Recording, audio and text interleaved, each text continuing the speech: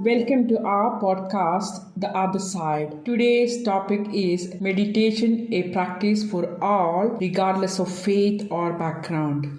Welcome to our podcast, The Other Side, presented by Sharmila Panikal and Monica Sofia Perez. Our topic today is meditation, a practice for all, regardless of faith or background. But when we hear word meditation, we start feeling it's connected to only believers, religious people, or some gurus.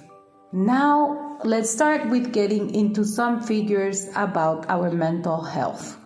The World Health Organization, WHO, estimates that approximately 1 in 4 people globally will experience a mental health disorder at some point in their lives. According to the National Institute of Mental Health, NIMH, in the United States alone, nearly 1 in 5 adults, roughly 51.5 million people, experienced a mental illness in 2019.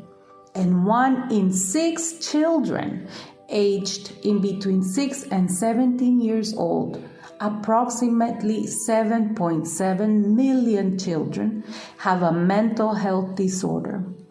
It is important to note that these statistics are based on reported cases and may not reflect the true prevalence of mental health issues, as many individuals may not seek or receive proper diagnosis or treatments. So we need to wake up and attend to our mind. People have been spending and coming to physical fitness every day. The global fitness industry is a multi-billion-dollar industry. And according to the International Health, Racquet and Sports Club Association, the IHRSA, the global fitness industry was valued at $94 billion in 2019, with the United States being their largest market, accounting for approximately 40% of the total industry revenues. The industry includes a variety of segments such as health clubs, gyms, personal training, fitness equipment, and fitness apps, among others.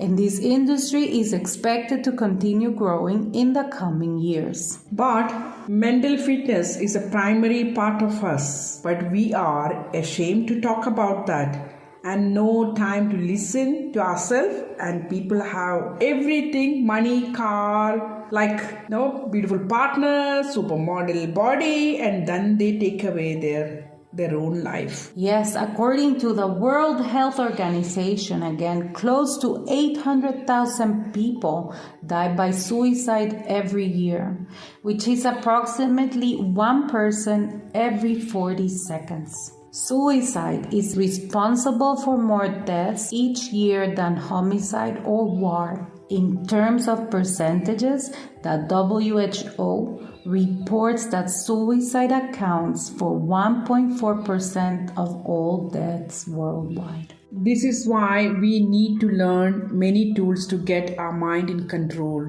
Meditation is one of the main techniques. People are feeling confused and misunderstood, neglecting their mind because it is not cool to attend your mind. We have our own movies in our head, or we are living our hero stories, but feel emotionless. To achieve those unrealistic ideas, people live carelessly and even abuse substance to achieve those fantasies. The reality which we need to understand that this is the time that we must attend our mind first. If your mind is not stable, you cannot do anything. So start learning techniques to achieve that balance. So let us come to meditation. Keep listening. Some of the questions surrounding meditations are: is meditation a religious practice or a technique to reset your mind from the stressful life? What is meditation? How do we understand the process of meditation? How do we choose the right style of meditation for ourselves? Why is it important for everyone to learn meditation? Is meditation considered a religious practice? We are going to focus on this question in our podcast. Please keep listening until the end. The English term meditation is used to describe a number of different uses of the mind, from the contemplation and concentration to devotion and chanting. The word may derive from the same root as a Latin word medere, meaning to heal. Meditation can certainly be looked upon as a healing process emotionally, mentally, and physically. The roots of the word can also be traced back to the Sanskrit word dhyana.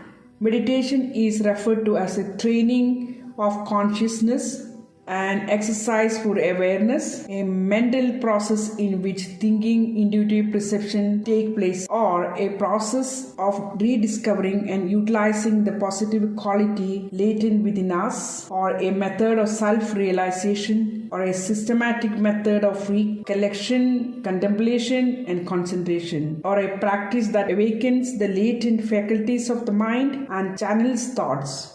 A practice that channels the mind in a positive direction, or a practice that enables one to go beyond the five senses and experience clairvoyance and clairaudience. These are general explanations. For our listeners, I would like to explain what clairvoyance and clairaudience are. These are the ability to gain information about an object, person, or location, or physical event through extrasensory perception, often referred to us as the sixth sense. Clairvoyance involves seeing things that are not visible to the naked eye, such as visions or images in the mind's eye. Clairaudience, in the other hand, is the ability to hear sounds or voices that are not audible to the average person. It is often described as an inner voice, intuition, or the spiritual guidance that can provide insight or information beyond what is available through normal sensory perception. Well said, Monica.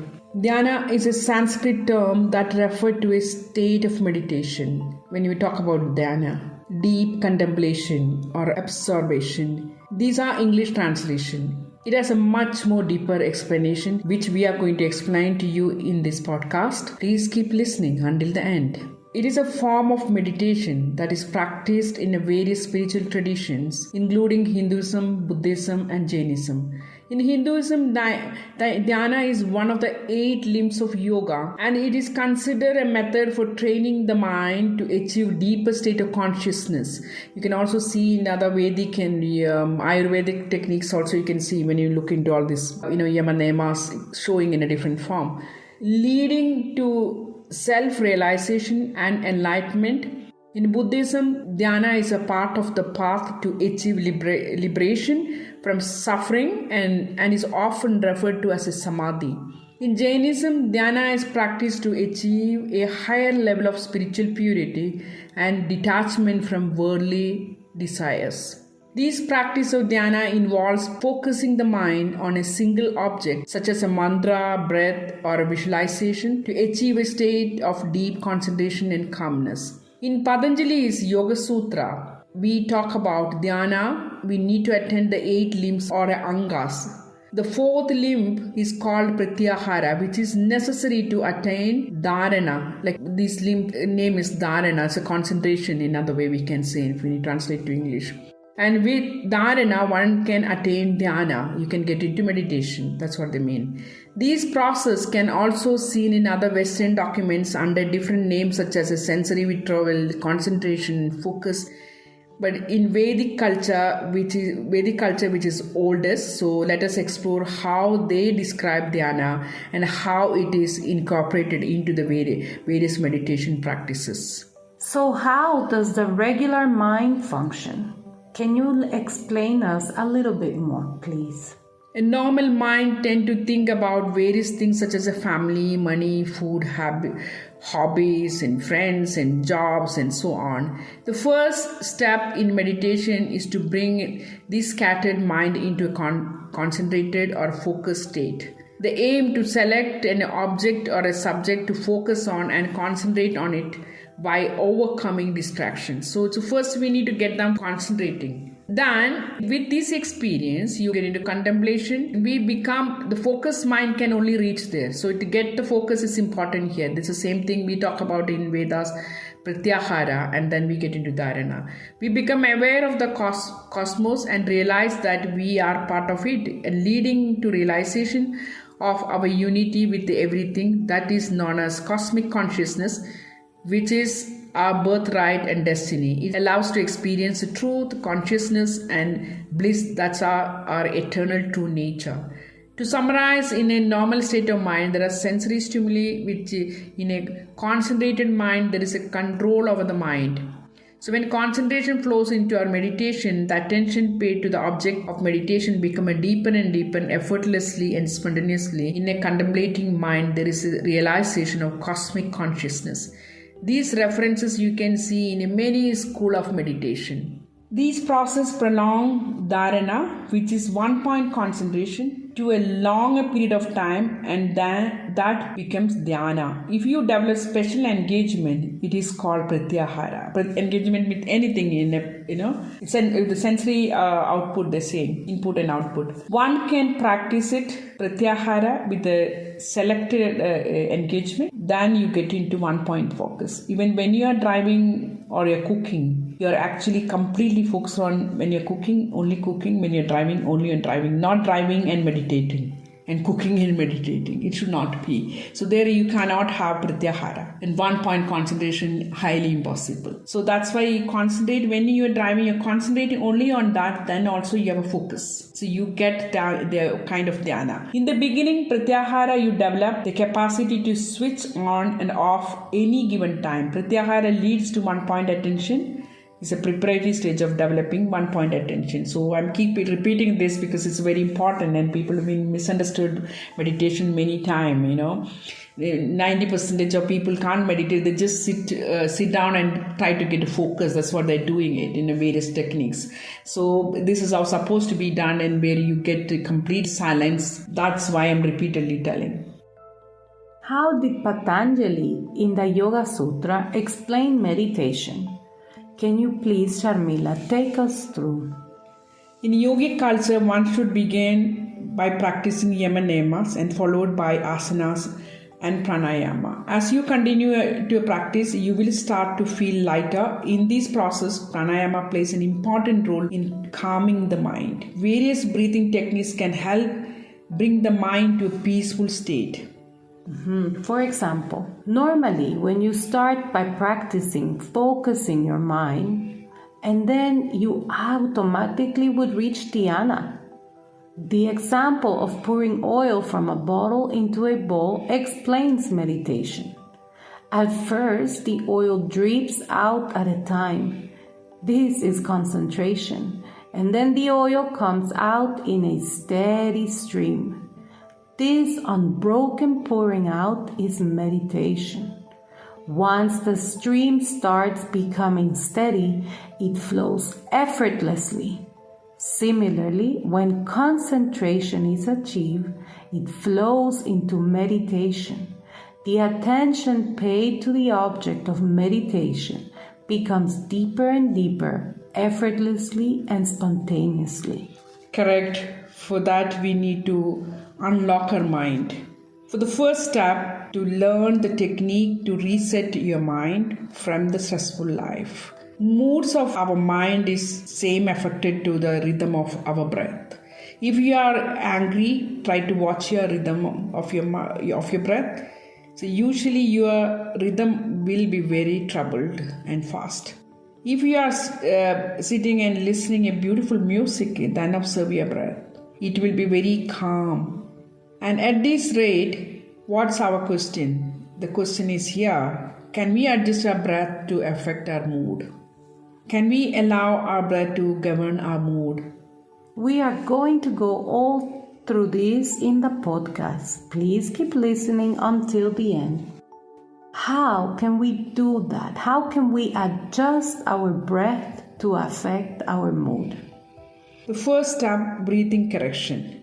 You need to manipulate your breath like a yogic breathing, not surface breathing. They are called pot breathing. In our body, many channels for a breath operate, and three important channels are called Ida, Pingala and Sushumna Nadi, which are very important in dhyana practice. With the slow, steady breathing, sit comfortably and hold your breath like a pot. Do not worry that because you're holding it in the tummy, that's why like a pot. So do not worry that your tummy will increase. In fact, it will strengthen your breathing and strengthen your tummy muscles. So do not worry about that. Realize your carbon dioxide through, getting out of your body. You practicing like a Kapalapadi or a Bastiriga. And physically, it is what is happening Kapalapadi. Physiology, we'll talk about it, clean your body. And psychology, when it will quiet your mind for a while. If you have a high blood pressure, do it very slowly. And you should know your body. Your body will be talking to you. So you listen to your body and then accordingly do it. And in a comfortable way. That's very important. It is a simple practice to correct your breath. Increase your focus and enjoy the calmness in your mind and silence in your mind. Become aware of your breath internally.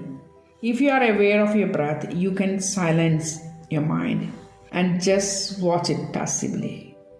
You can also practice various breathing techniques or pranayama. Each technique has a different effect on your body and mind. To the second step is a sensory withdrawal, which in yoga is called pratyahara. Patanjali explains this is in the second chapter, Sadhana Pada, in the Yoga Sutra book I'm talking about. In English translation, it is called sensory withdrawal. But if we withdraw all our senses, we cannot survive. So you cannot use that correct, but you don't have much similar word, so I'll explain. Instead of, we are turning inward and engaging selectively. That's what we are doing. We are not completely off. We are turning inward and engaging selectively. In Sanskrit, pratyahara means to withdraw, prati, and ahara means food. Everything taken through the senses we consider as ahara. It's like a food. So you're consuming this food, and that you need to choose which food you can eat. That's why you need to withdraw, whichever you don't. That's the ability we have to cultivate. We aim to be selective when we engage with any physical stuff. So, developing pratyahara means developing the conscious capacity to switch on and switch off at any given time. That's the ability of your sensory capacity will reach that level. That's what first step we need to work on. Everything you perceive, you focus on and receive it without prejudice through pratyahara. Your sensory endorsement are limited and mindful. If your senses do not have any control, then you cannot achieve concentration, especially one-point concentration, which is dharana. Dharana is the sixth limb of yoga in the Yoga Sutra, in an Ashtanga yoga system. So, also called eight-limbed path. The goal of dharana is to bind your consciousness to one particular object or place or ideas. You just have to focus one point. Patanjali mentioned in the third chapter, Vibhuti Patha, that is. That's very interesting. When come to dharana, Patanjali start Vibhuti Pada. It is Sadhana Pada, we finish with the pratyahara. Somebody who knows about Patanjali Yoga Sutra for them. Okay, but otherwise just understand, it's just I'm talking about the techniques. This second chapter ends with the pratyahara, which we will explain another time. Patanjali's Yoga Sutra is a vast subject, so we will be explaining next time. Dharana leads to, then what happened here? This dharana, this concentration leads to dhyana. So it's like a process that is called meditation. So the preparatory stage of meditation is the beginning of pratyahara. with which you achieve your sensory capacity to switch on and off at any given time. That's important here, your sensory capacity. The moment you achieve that, you will be able to get into focusing. Pratyahara leads to one point attention, which I am again talking, which is the preparatory stage for dharana. I am repeating because it's very important. If you can stay in this state for a longer time, then you are in dhyana without any thought process, and only then one can, you can attend dhyana, because when you are complete still and silencing your mind. So, just so our listeners are even more clear, now can you expand in the explanation for dharana, please? Dharana is the process of extending and lengthening the intention to meditate, which lead to the state of dhyana. In dharana, you need to, 1 point extension, you have to extend it. Then you automatically reach to dhyana. It should be done step by step, and for that you need to stabilize your asana. Asana is a physical movement. That's what normally here people say yoga. That's just a one part of yoga. That's a physical movement you get. Why do you do asana? Asana, we practice to sit a position for meditation for a longer time without ache and pain. And that is why physical form of yoga is practiced. So to achieve asana siddhi. If you do not stabilize your asana, you cannot stretch your meditation. It is not necessary to sit in Padmasana or a particular asana. There is no way telling you how to sit in this asana. You have to have an asana siddhi, whichever asana you are using for sitting longer time. So, any asana can be used here, but it should be achieved through asana siddhi. Our main aim here to achieve state of mind that is in calm, tranquil, and free from distortion. This quality of mind represents Purusha in Sankhya philosophy, universal consciousness. So mind quality reach that level when you do this. For achieving 1 point attention, some people need a symbolic element such as a god pictures, whichever they believe. Actually, they are concentrating on their own consciousness through this Devata god. So they can use solar plexus chakra in their body, or the third eye Ajna chakra they can concentrate. So that's why the belief system of this god came, because they need something to connect. That's the only way they can meditate. So whatever god we believe, so what we do that, we bring it to in our heart and start believing and focusing on that picture. And that's how you meditate. So this cause of distraction of the mind, it is a constant conflict between, we have always constant conflict between what is real, unreal, what in the mind is real, but the outside things we experience are not real. So this attitude of mind is ignorance, we call avidya. It can be changed through discrimination, realizing that what we think is not real, it is not, it is real or not real, which we'll be able to keep listening, how do we will go there.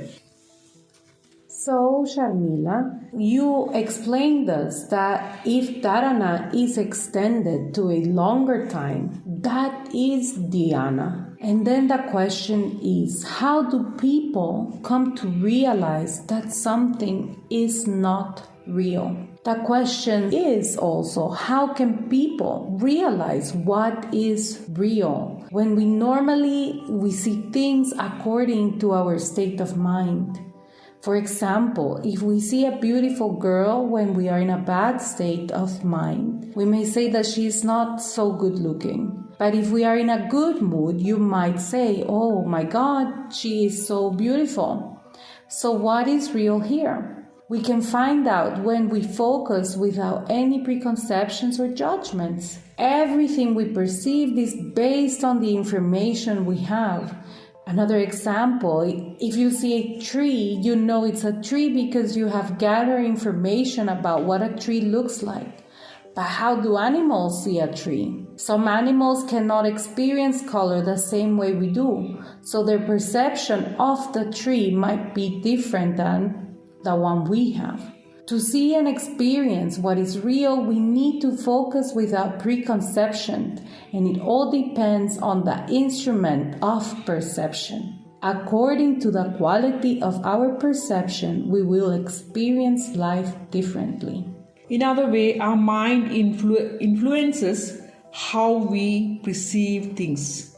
If we are in a bad mood, we may say something negatively. But if we are in a good mood, we may say it positively. What we perceive as a real is based on the information we have and how we interpret it. To experience reality, we need to focus without bias and judgment. The quality of our perception determines our experience of life. So you mean that what actually is, we are not able to see it? Yes, we are not always able to see things objectively. This is why we need to first learn how to use our senses correctly before we can reach dharana. If we are able to maintain the state of dharana for a longer period of time, we can then reach dhyana. The instrument that helps us to concentrate and create focused mind is important in the process. Everyone may have a different meditation technique that works best for them. So it is important to find the instrument that works for you and can concentrate on that for a longer period of time. If you are seriously interested on music, you can use music. If you this is fully absorbed you, then focus on that. Where you can lose your physical existence, then it is dhyana. In your dhyana, try to keep your attention one thing, something keep your attention, and effortless dharana, which gives you concentration. That is automatically get into. Then you will automatically get into dhyana. That's example when you like I can tell you in a different way. Fix your attention internally. If something interests you, then you can focus on it without any distraction or concentrate on your breath. You can use that also. Concentrating breath is another way, which is everyone can do. We give attention to hunger but not breath. Breath is connected to a source of all our life, but then we neglect it. We do not give any attention to our breath and take it for granted. Understanding the secret of breath, which is the main reason we are here on this planet, is crucial. Prana is our foundation. We survive because of it. It goes in, we are alive. If it goes out completely, we won't exist. Therefore, it must have a source that is not ordinary. Realize that and look at the breath itself inside with respect and understanding that it is the foundation of life and is the primary reason for the existence of the entire universe. Focus on that. So when you understand breath in this manner, you will be able to focus on breath with the respect. So you can create a concentration. This is a simple way of concentration. Anybody can do it. So in other way, you can also use chakra dharana. We say chakra dharana means concentration. It is not chakra dhyana, because dharana means concentration, focusing. We need something to focus. That's our problem. All of us have this. So we need to find whether breath, whether music, whether your chakra. So use that, hold on that and try to understand what works for you. Which I have already mentioned. It becomes an automatic process from dharana to dhyana. Try to enjoy your dharana. Or you can focus on emptiness, which is not everybody can do. Some people have that ability, they can just focus on emptiness and get into dhyana. If you are doing dharana, at the end you arrive at a stage where there are no two divisions between you and what you are meditated upon. Only you see shunya, that means emptiness. At this stage, you feel that shunya, emptiness. There is no meditator and there is no meditated upon. There is shunya. Then you can say you are meditating. That is called dhyana. Or you can bring the deity, which already said people who believe God or whatever they believe, inside your heart center and chant and connect with your God. Bringing the deity inside your heart is called avhara, in the heart center. Put a garland and sandalwood paste and saffron and enjoy it. You have to decorate yourself because the God is within you. So the decoration is for you to feel that energy. And chant the mantra just like you decorated a God. Decorate yourself and feel God in your heart chakra. This is called Ishvara Parinidhan. Actually, dharana can be, this is also can create a dharana because you are concentrating within you. That's why people go to temple and church and everywhere to get that kind of concentration. and but they don't know because they're just you're focusing, but it has to be continued longer time.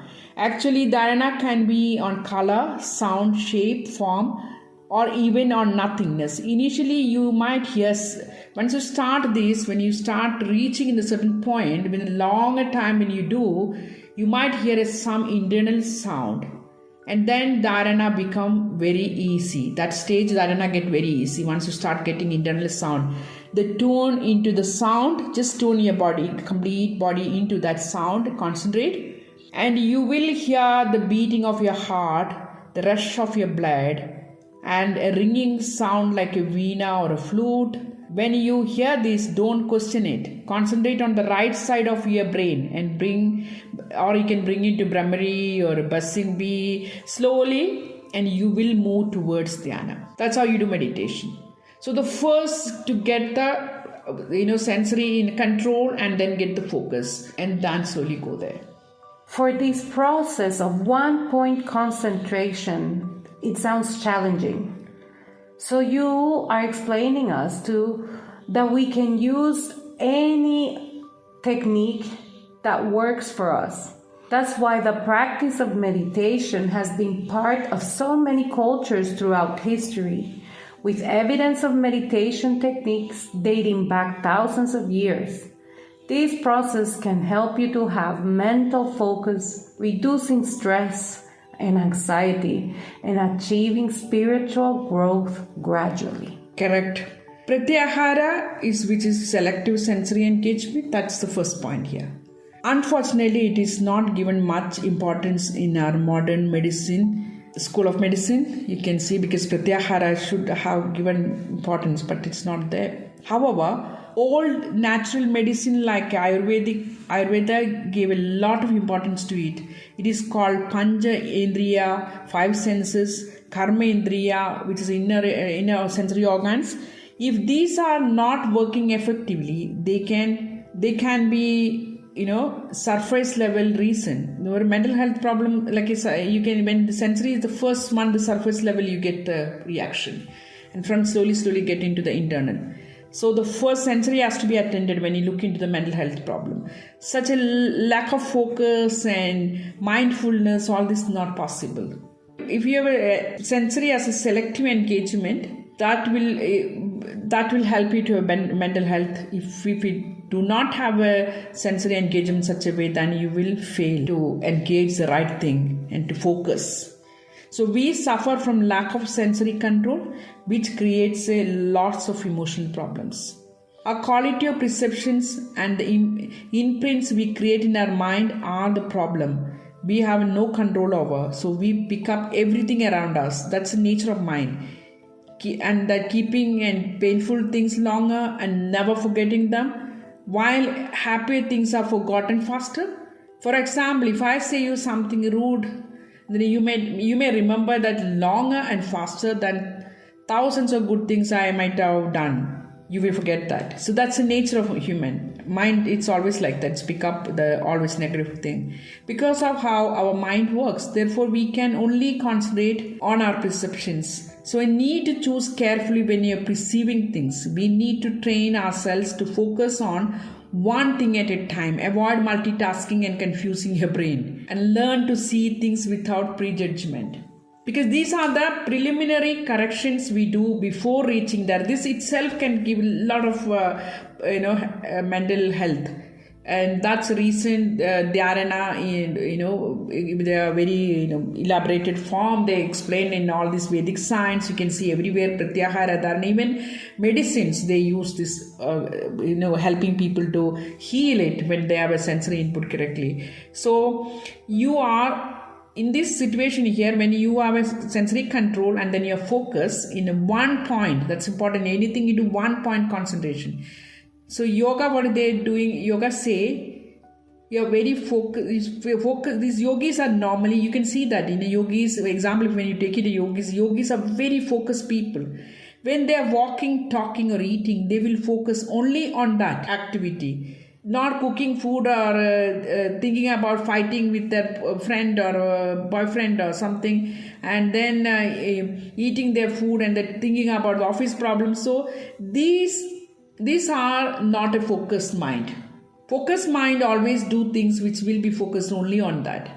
So they focus on the aroma, colors of the food and enjoy every sip they take, which also help them in the digestion process. Okay, so let me sum up all this valuable information. So, if I understood correctly, meditation, first of all, is a process. And this process is divided into 3 stages.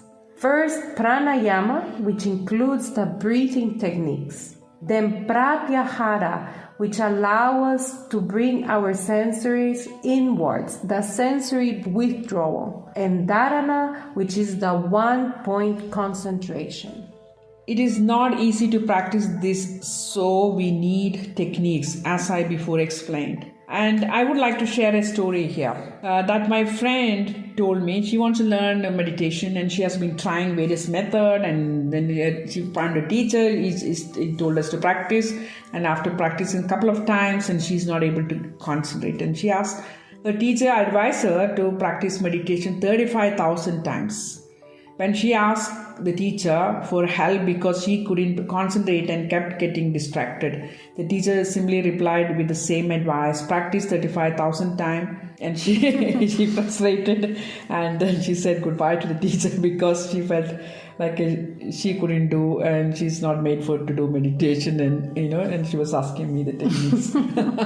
35,000 times. Yeah. So things like that. You can see there are a lot of practices like teachers wouldn't explain to you what is the process and suddenly take you to yoga nidra, suddenly take you to kind of meditation classes and explain to you what you need to, how this process take place and what is happening to your mind and each stage, how do you develop and get it, because it need to be practiced every single day. Once you attend one class, you learn these techniques, and then you go back home and you practice. So teachers has to be really explain to you what is happening with your mind. Then people can adopt it and practice rightly. So that's why I'm so detailedly explaining, because there are wherever thousands of techniques people have been learning, and then few can do correctly, and few majority wouldn't even understand. They still believe they're doing meditation. So to understand that, I'm explaining so detailed. So coming to religious practice, and now we have a point here. We are talking about people do think it is a religion. Some people only can do because it's a God thing, and I don't want to do. I am not religious person. There are things I listen people say, but it's not true. This is for everybody. It is not only the religious people have a mental issue. Every single human have. Today we have a good day. Tomorrow we have a bad day. Continuously 1 week we have a bad day. Then we need help to support ourselves to feel better. So there we need to learn all these techniques. So let us get into the reality. Here what we do, it is not for religious people. So what I'm trying to say doesn't mean religious people can also practice. That's a different thing, They know this because, which is why all religious teachers try to teach people using various method and cultural practice, because they wanted the idea we are going to the religious places to get peace. And when people start experiencing these feelings and they feel happy, that's why people go to temple, churches, mosque and all these places. So these places are traditionally built according to the hills, on the hills or on the mountains, where people can breathe fresh air and focus to heal and repair their minds. That's why you can see all these temples, we look into, churches look into, mosques look into. They are beautiful places they are, where you get the energy and the fresh air.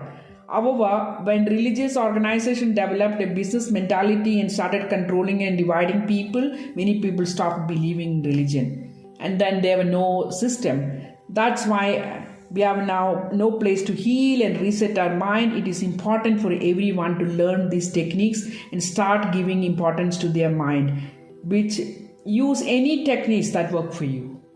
You know yourself better than anyone else, so use whatever works for you. You can use religious practice or a yogic practice or a music or art or a service, whichever method help you to concentrate. You can help people, whatever make you comfortable and you can focus and concentrate.